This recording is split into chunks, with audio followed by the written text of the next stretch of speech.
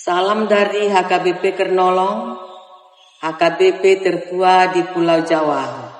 Sahabat renungan malam Salum, sebelum kita istirahat malam, sejenak kita dikuatkan firman Tuhan, kita berdoa. Terima kasih Bapa atas penyertaan-Mu dalam hidup kami. Tuhan memberikan kami kesehatan hingga kami dapat dalam keadaan sehat melakukan aktivitas kami.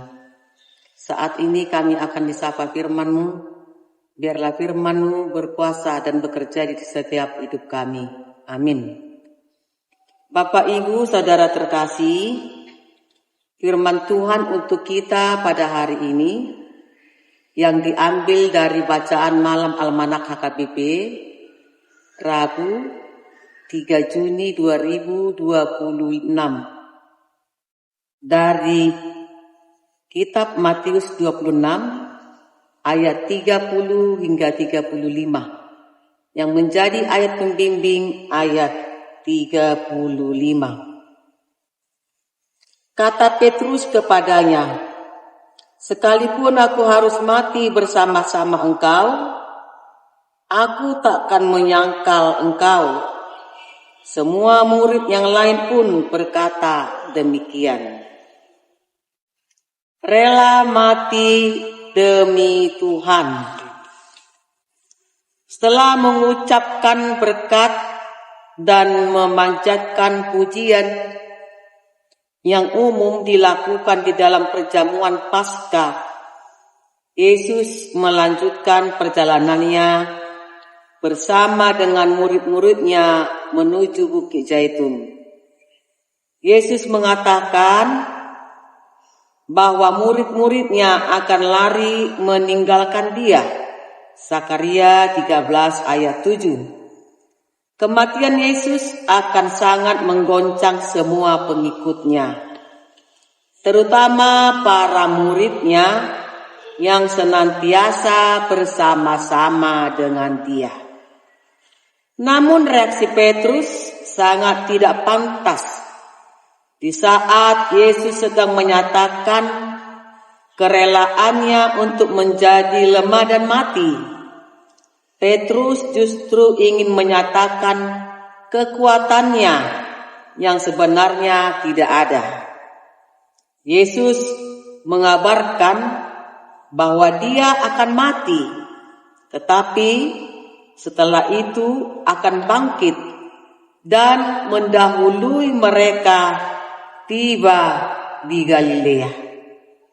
Berita yang menyatakan kematian dan kebangkitan ini ternyata ditanggapi Petrus dengan tidak seimbang. Petrus memperhatikan bahwa Yesus akan mati, tetapi Petrus tidak memperhatikan ketika Yesus berkata bahwa dia akan bangkit dan mendahului para murid ke Galilea. Dia sangat fokus pada berita kematian Yesus dan murid-murid melarikan diri karena kematian tersebut. Petrus dengan sangat percaya mengatakan bahwa dia tidak akan lari. Bahkan dia berjanji akan mati bagi Yesus.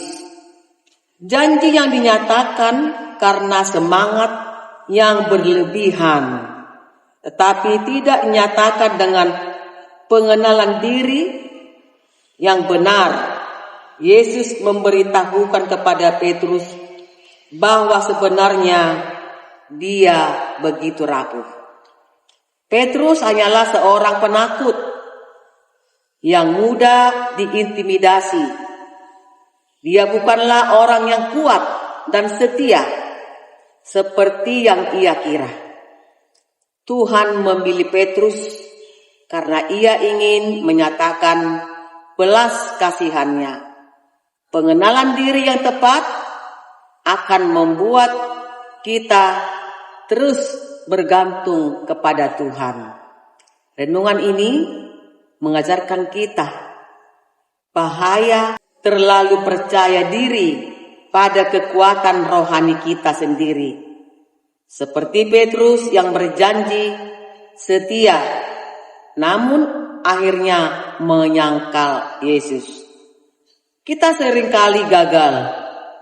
Ayat ini mengingatkan kita untuk selalu berjaga-jaga dan mengandalkan anugerah Tuhan, bukan mengandalkan kesanggupan diri sendiri.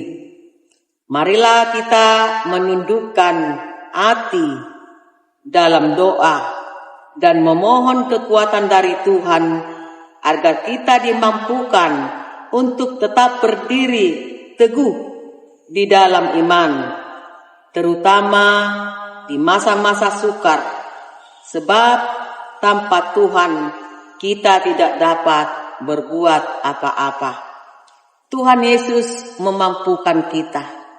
Amin, kita berdoa.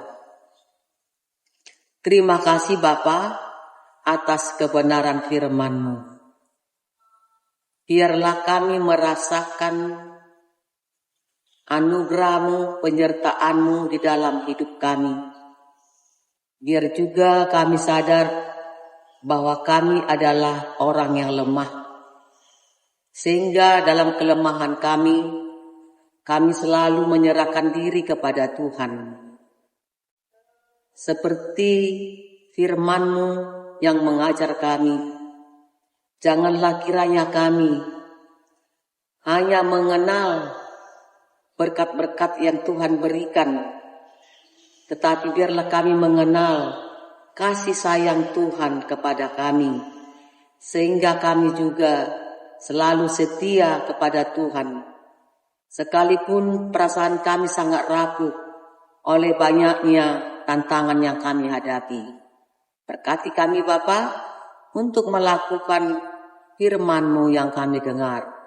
Terpujilah nama-Mu hari ini kekal sampai selama-lamanya. Amin. Anugerah dari Tuhan Yesus Kristus, kasih setia dari Allah Bapa, serta persekutuan dari Roh Kudus kiranya menyertai kita sekalian. Amin.